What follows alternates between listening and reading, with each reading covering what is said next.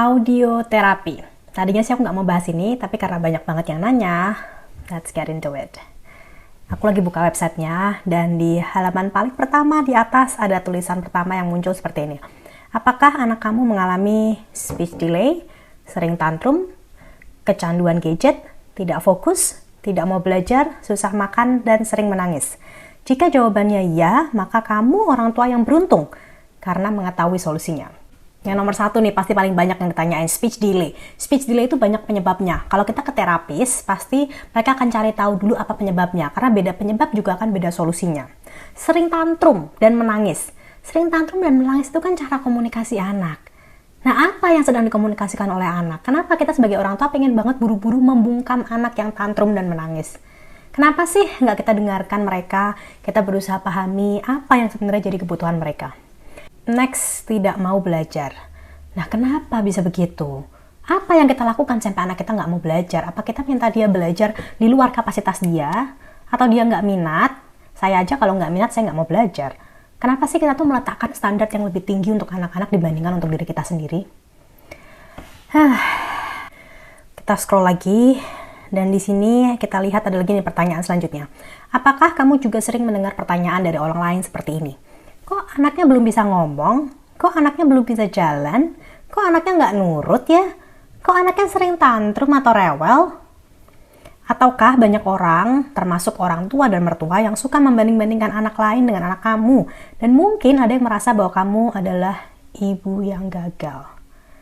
Di garis bawahi dan diwarnai merah. Sorry to say, but no thank you. Kenapa harus menggunakan insecurity orang tua untuk menawarkan sebuah produk? Sedangkan jawaban dari pertanyaan-pertanyaan ini adalah as simple as, karena anak saya adalah manusia yang punya perasaan dan pikirannya sendiri dan berkembang dengan kecepatan mereka masing-masing. Karena anak saya sedang menikmati hidup yang Tuhan berikan, bukan sedang bersaing dalam kehidupan. Nah, saya nggak tahu seberapa dahsyatnya audioterapi untuk anak, tapi hati saya nggak nyaman ketika mempelajari website ini. Setelah aku melakukan beberapa riset tentang audioterapi dan gelombang, memang gelombang yang mereka pakai 40-512 Hz itu menstimulasi otak anak, bahkan otak manusia. Riset membuktikan bahwa frekuensi ini memberikan hasil positif untuk meningkatkan kognitif dan konsentrasi. Tapi, sama seperti suplemen-suplemen penurut berat badan di luar sana, iming-imingnya turun 20 kilo per bulan. Tapi, kalau kenyataannya sudah minum suplemen, tetap nyemil micin lah, nggak pernah gerak dan suka begadang, emangnya bisa turun berat badannya? Suplemen itu kan sifatnya membantu, tapi yang lebih penting bukan suplemennya. Hanya nih, secara marketing dibuatlah kalimat-kalimat sedemikian rupa sehingga seolah-olah suplemen ini adalah segalanya. Dan aku pikir terapi audio ini juga sifatnya seperti itu.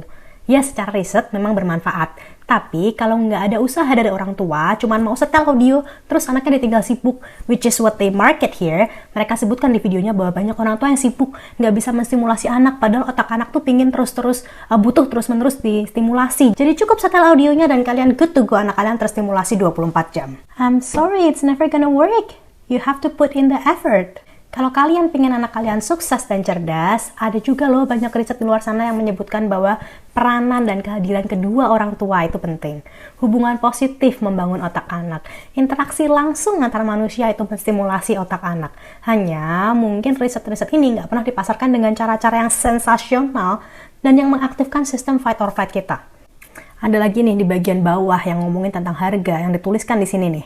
Kalau kalian beli produk ini, harganya cuma beberapa ratus ribu, itu nggak sebanding dibandingkan kalau nanti ternyata kamu membutuhkan terapi khusus karena masalah perkembangannya. Sekali terapi 500 ribu, 1 tahun bisa sampai 78 juta, jadi nggak seberapa loh beli ini. Lalu ditulis juga nih, kalau kalian nggak beli terapi audio ini, nanti masa depan anak kamu biasa-biasa aja. Anak kamu tidak memiliki kecerdasan logika yang baik, anak kamu kesulitan menerima pelajaran di sekolahnya, anak kamu tidak bisa bersosialisasi dengan baik, dan anak kamu menghabiskan banyak waktu untuk mencari potensi dan bakat. Saya setuju kalau audioterapi ini memang memberikan manfaat, tapi saya tidak setuju kalau nggak pakai audioterapi anak kita nggak bisa sukses. Kesuksesan itu kan banyak caranya. Nggak harus kok pakai audioterapi. Anyway, jadi panjang banget, tapi kesimpulannya, musik dan terapi gelombang memang memberikan manfaat. Tapi kabar baiknya, semua jenis musik dan juga ada banyak cara lain yang memberikan manfaat yang sama. Bahkan untuk manfaat maksimal yang lebih baik adalah ketika kita secara langsung hadir, nyanyi lagu-lagu yang langsung untuk anak, bukan rekaman. Dan kalau kalian mau beli produk ini, monggo. Tapi ingat bahwa produk ini hanya membantu.